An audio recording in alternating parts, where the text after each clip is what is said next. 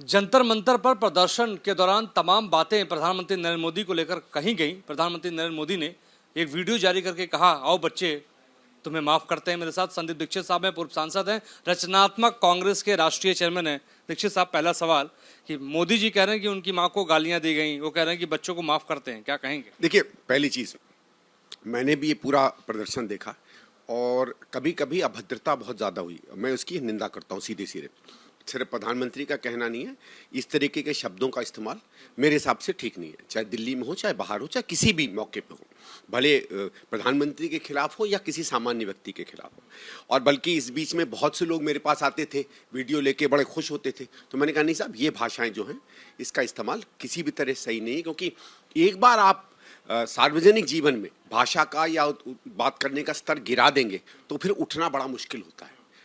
ये कहने के बाद मैं फिर एक चीज़ जरूर उठना चाहता हूँ और इसकी मैं निंदा करता हूँ। प्रधानमंत्री का इस बात में मैं समर्थन करता हूँ, लेकिन प्रधानमंत्री से कुछ और दो बहुत महत्वपूर्ण सवाल उठते हैं।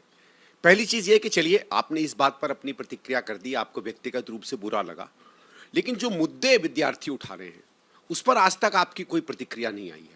कुछ आपने कहा कानून बदल दिया, ये बदल दिया, वो बदल दिया। सवाल केवल कानून का नहीं है, और किसी भी कांड को होने के बाद किसी को सजा देने का कानून, वो तमाम सरकारों ने कोशिश की, उसमें बहुत ज़्यादा कुछ नहीं होता है। आपने उस पर एक टिप्पणी नहीं की। भले कोई भी व्यक्ति सड़क पे उतरा हो, 4 उतरे हों या 4 करोड़ उतरे हों, ये आपके नागरिक हैं। इनकी बातों को कहीं ना कहीं तो गंभीरता से लेते। फिर आप सरकार का रवैया देखिए, भारत सरकार की बात हो या इनकी सरकारों की बात हो, बार बार ये जो बच्चे सड़क पर आ रहे थे, कभी इनको आतंकी बता देना, कभी कह देना कि हमको बंदूकें इसलिए इस्तेमाल करनी पड़ी क्योंकि इसके अंदर में खतरनाक लोग थे, कभी हमको लाठीचार्ज को आप जस्टिफाई कर रहे हैं। ये जिस तरीके का रवैया है कि आप उनको बदनाम करने की कोशिश कर रहे हैं। एक अंग्रेजी में पुरानी बात होती है ना कि आप संदेश से अगर डरते हैं तो संदेश वाहक को बदनाम करिए, ब्लेम द मैसेंजर। इन्होंने यही करने की कोशिश की है। उसका वो बात भी तो सामने आती है। और जब आप इतने दिन तक युवा वर्ग को नहीं सुनते हैं तो वो फिर आपा खो देता है। वो आपा खोया, वो गलत है, लेकिन मैं कह रहा हूँ इसके पीछे आपकी असंवेदनशीलता भी एक तरीके से इस तरफ लोगों को धकेलती है, जो दुर्भाग्य की बात है, लेकिन वो बात है। दूसरी बात यह है कि जब भारतीय जनता पार्टी हो, आरएसएस हो, कभी कभी स्वयं प्रधानमंत्री हो, इन्होंने जिस शब्दों का औरों के खिलाफ इस्तेमाल किया, तब ये बात क्यों नहीं प्रधानमंत्री को याद आई? आपको याद होगा, पता नहीं कितना 200 करोड़ की गर्लफ्रेंड, आपने बार गर्ल इटली की, ऐसे करके कई शब्दों का इस्तेमाल किया। तो अगर अभद्रता की बात करें तो ये कोई भद्र व्यवहार में तो आता नहीं है। मैं ये नहीं कह रहा हूं कि गाली है, लेकिन फिर भी कम से कम एक बड़े नेता से हम लोग इस तरीके के शब्दों का इस्तेमाल नहीं अपेक्षा करते। और एक बार बड़ा नेता एक स्तर को गिराता है, फिर वो कहाँ गिर सकता है फिर आपके हाथ में नहीं है। ये याद रखिए, जब आप किसी चीज़ की शुरुआत कर देते हैं ना, तो फिर वो कहाँ जाके रुकेगा वो आपके हाथ में नहीं होता है।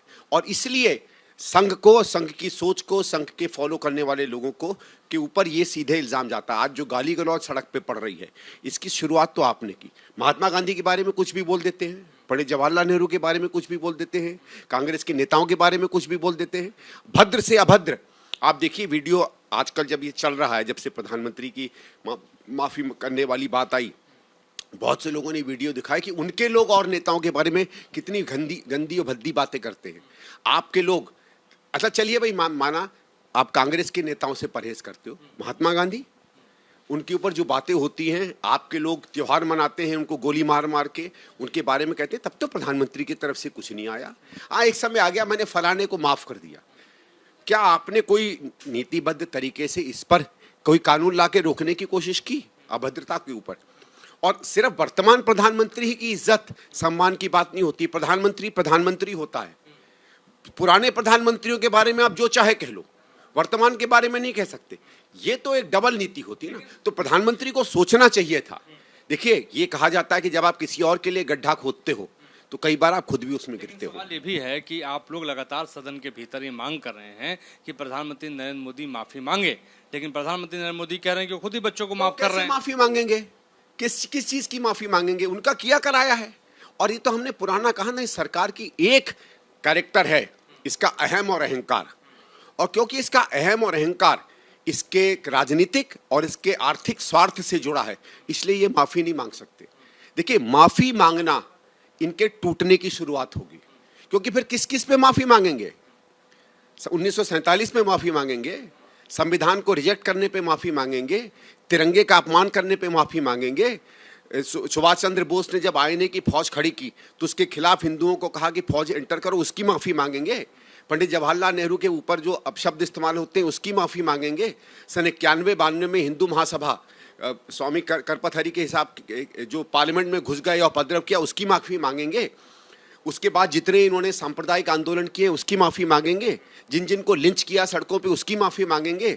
गुजरात के दंगों की माफी मांगेंगे। किस किस की माफी मांगेंगे? दिक्कत यह है कि अगर ये माफी मांगने लगे तो ग्रंथ के ग्रंथ लिखे जाएंगे इनकी माफियों पे। भाई आखिरी सवाल कि लगातार इंस्टाग्राम पे प्रधानमंत्री नरेंद्र मोदी वीडियो जारी कर रहे हैं, लगातार युवाओं को संबोधित करने की कोशिश कर रहे हैं, ये क्या कहलाता है? ये पॉलिटिकल मैनेजमेंट है और कुछ नहीं है। अगर निष्ठा होती तो सरकार निष्ठा को अपने कदमों में दिखाती है। सरकार निष्ठा स्लोगन से नहीं दिखाती है। स्लोगन आपके हमारे विपक्ष का काम होता है। आपको अपने कदमों में दिखाना चाहिए। क्या शिक्षा नीति को दोबारा से देखने की आपने कोशिश की?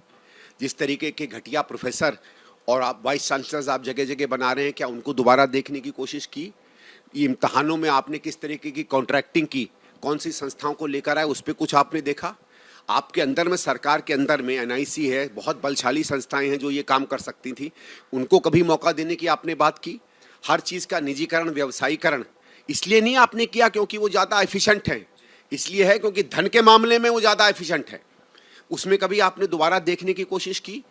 आपका सारा का सारा काम देश बेचना, देश के साधन संसाधन बेचना और कुछ पूंजीपतियों, पूंजी संस्थाओं के हाथ देने की जो प्रक्रिया है उसको कभी दोबारा देखेंगे आप?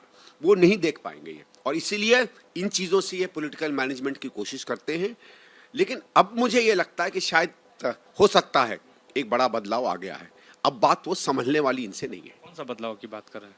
राजनीतिक बदलाव। लोगों के मन के अंदर अब इन पे बहुत बड़े सवाल खड़े होने लगे हैं। देखिए, कभी होता है, खासकर जब आप किसी व्यक्ति पे उसके काम नहीं, उसमें एक अलग तरीके के विश्वास से उसको वोट देते रहते हैं। वो विश्वास धार्मिक उन्माद के कारण होता है, वो विश्वास झूठ के कारण होता है, संस्थाओं के दुरुपयोग के कारण होता है, डरा धमका के होता है।